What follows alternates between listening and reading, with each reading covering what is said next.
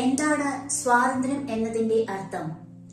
Don't disturb me, എന്റെ കാര്യത്തിൽ ഇടപെടരുത്, എനിക്ക് ഇഷ്ടമുള്ളത് ചെയ്യണം എന്നു പറയുന്നതിൽ ഒതുങ്ങുന്നതാണോ സ്വാതന്ത്ര്യത്തിന്റെ നിർവചനം?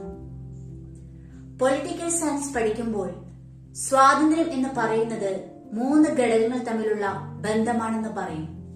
X, A and B. X എന്ന് പറയുന്നത് സ്വതന്ത്രനായ ഒരു മനുഷ്യൻ. എ എന്ന് പറയുന്നത് ആ വ്യക്തിയുടെ സ്വാതന്ത്ര്യത്തിനുള്ള നിയന്ത്രണങ്ങൾ അഥവാ തടസ്സങ്ങൾ. ബി എന്ന് പറയുന്നത് ആ വ്യക്തി ചെയ്യുവാൻ ആഗ്രഹിക്കുന്ന പ്രവൃത്തി. ഇതിനെ അടിസ്ഥാനപ്പെടുത്തിയാണ് സ്വാതന്ത്ര്യത്തെ പോസിറ്റീവ് എന്നും നെഗറ്റീവ് എന്നും തരംതിരിക്കുന്നത്. എക്സ് എന്ന വ്യക്തി ബി എന്ന കാര്യം ചെയ്യുവാൻ ആഗ്രഹിക്കുന്ന സമയത്ത് അവിടെ എ എന്ന തടസ്സം അഥവാ റീസ്ട്രെയിൻ ഇല്ല എങ്കിൽ ആ വ്യക്തിക്ക് സ്വാതന്ത്ര്യമുണ്ട് എന്ന് പറയുന്നു. ഉദാഹരണത്തിന്, അഞ്ജു എന്ന ഒരു പെൺകുട്ടി ഉന്നത പഠനം നടത്തുവാൻ ആഗ്രഹിക്കുന്നു. ഇവിടെ അഞ്ജു എന്ന പെൺകുട്ടിയാണ് എക്സ് എന്ന ആ സ്വതന്ത്രനായ വ്യക്തി.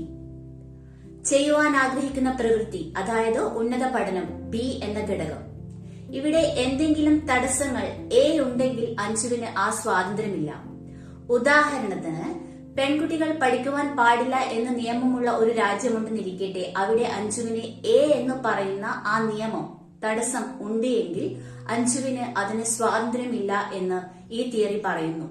ഇനി അഞ്ജുവിനും തന്റെ ലക്ഷ്യത്തിനുമിടയിൽ നിയമം ഒരു തടസ്സമായി വരുന്നില്ല എന്നിരിക്കട്ടെ, അഞ്ജുവിന് തീർച്ചയായും തന്റെ പഠനം തുടരാം. ഇവിടെ നിയമം അഥവാ എ എന്ന് പറയുന്ന ഒരു കാര്യം അല്ലെങ്കിൽ മറ്റെന്തെങ്കിലും ഒരു തടസ്സമായി അഞ്ജുവിനും അഞ്ജുവിന്റെ ലക്ഷ്യത്തിനും ഇടയിൽ വരുന്നില്ല. അതായത് ഫ്രീഡം ഫ്രം നൺ ഇന്റർഫെറൻസ്. തങ്ങൾക്ക് ചെയ്യാനുള്ള കാര്യങ്ങൾക്കിടയിൽ മറ്റു തരത്തിലുള്ള ഇടപെടലുകൾ ഉണ്ടായി അവിടെ ഒരു തടസ്സം ഉണ്ടാകുന്നില്ല എങ്കിൽ അവിടെ സ്വാതന്ത്ര്യമുണ്ട്. ഇത്തരത്തിലുള്ള സ്വാതന്ത്ര്യത്തിന് നെഗറ്റീവ് ലിബർട്ടി എന്നാണ് പൊളിറ്റിക്കൽ തിയറിയിൽ പറയുന്നത്. എന്തുകൊണ്ട് ഇതിനെ നെഗറ്റീവ് ലിബർട്ടി എന്ന് പറയുന്നു? അങ്ങനെയെങ്കിൽ എന്താണ് പോസിറ്റീവ് ലിബർട്ടി? നെഗറ്റീവ് ലിബർട്ടിയുടെ കാഴ്ചപ്പാട് പ്രകാരം അഞ്ജുവിനും തന്റെ ലക്ഷ്യത്തിനുമിടയിൽ തടസ്സങ്ങൾ എന്ന് പറയുന്നത് നിയമം മാത്രമാണ്. നിയമം അഞ്ജുവിനെ അനുവദിക്കുന്നു എങ്കിൽ അഞ്ജുവിന് പഠനം തുടരാം എന്നാണ് നെഗറ്റീവ് ലിബർട്ടിയുടെ കാഴ്ചപ്പാട്. പക്ഷേ പോസിറ്റീവ് ലിബർട്ടി ചോദിക്കുന്ന കാര്യം, തീർച്ചയായും നിയമം അഞ്ജുവിനെ ഉന്നത പഠനം തുടരാൻ അനുവദിക്കുന്നുണ്ട്. പക്ഷേ അഞ്ജുവിന് അതിനുള്ള സാമ്പത്തിക സാഹചര്യമുണ്ടോ? Does she have the financial background? അതിനുള്ള സാമ്പത്തികമായുള്ള സ്രോതസ് ഉണ്ടോ? ഇല്ല എങ്കിൽ പോസിറ്റീവ് ലിബർട്ടി അതിനുവേണ്ടി സാഹചര്യങ്ങൾ ഉറപ്പുവരുത്തേണ്ട ഘടകങ്ങൾ കൊണ്ടുവരുന്നു. അതായത് സ്കോളർഷിപ്പ്, സാമ്പത്തിക സഹായം തുടങ്ങിയവ.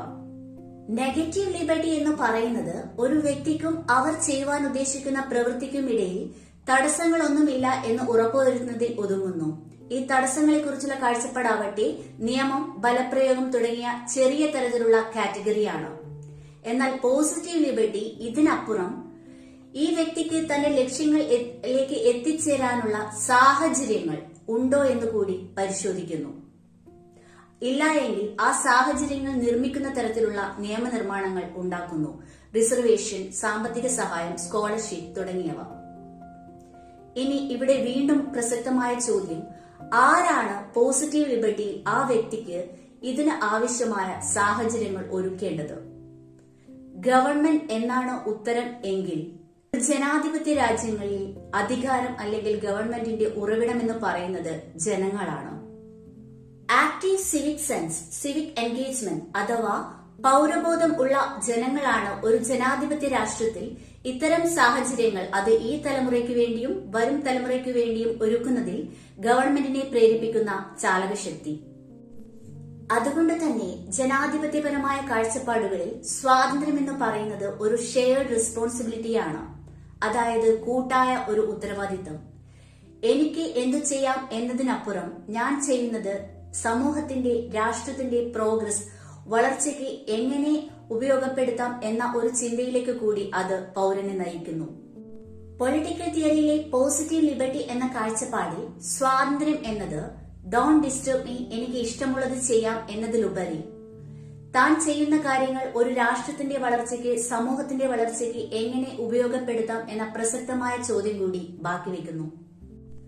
UPSC PSIR ഓപ്ഷനിലെ പൊളിറ്റിക്കൽ തിയറിയിലെ പ്രസക്തമായ ഒരു ഭാഗമാണ് പോസിറ്റീവ് ലിബർട്ടിയും നെഗറ്റീവ് ലിബർട്ടിയും. കൂടുതൽ വിശദമായ ക്ലാസുകൾക്കായി ഞങ്ങളെ കോൺടാക്ട് ചെയ്യുക. താങ്ക്